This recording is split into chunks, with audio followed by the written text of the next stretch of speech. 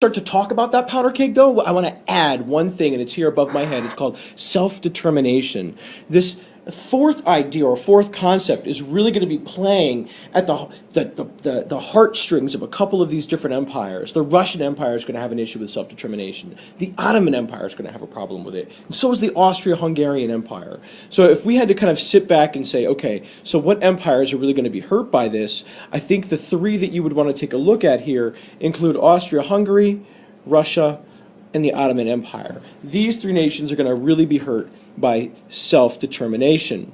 And the idea of self-determination is in this slide that you can see up here in the upper left. The idea here is that people who come from the same background, who have the same culture, that have the same language, that have the same shared history, those people have a right to their own country. So let's just take a look here real quick again at these three nations. And in particular, I want to focus on Austria-Hungary. Let's pretend I'm cutting Austria-Hungary out with my lightsaber. All right, so I cut it out, there it is, and I'm throwing it on this slide right here that I'll be blowing up. And on the right-hand side now, you can see Austria-Hungary. And inside Austria-Hungary, there are tons of different people who share their own identity.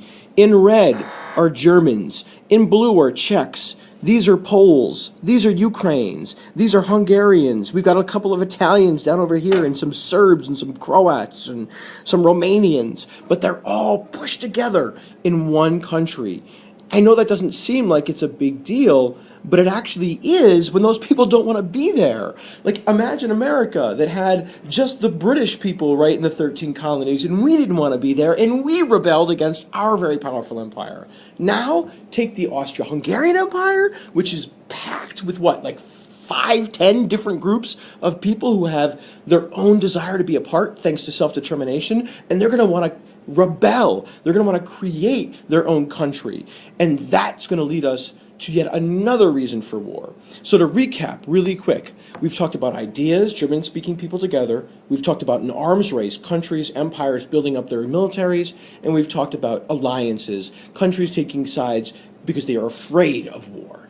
Now we're adding internal tensions inside those countries like the Russian Empire, the Austro-Hungarian Empire, and the Ottoman Empire, where those countries themselves are almost self-destructing.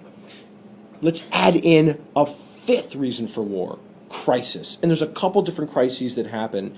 And crises are like the spark. Imagine you have like a puddle of gas and you know, it's just there.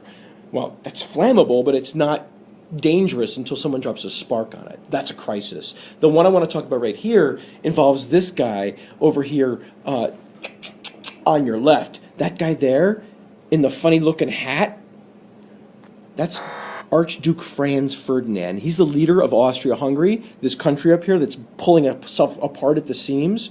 In one of the groups in that country that I have my lightsaber on right now, the brown, the Serbs are angry at Archduke Franz Ferdinand for not granting them freedom.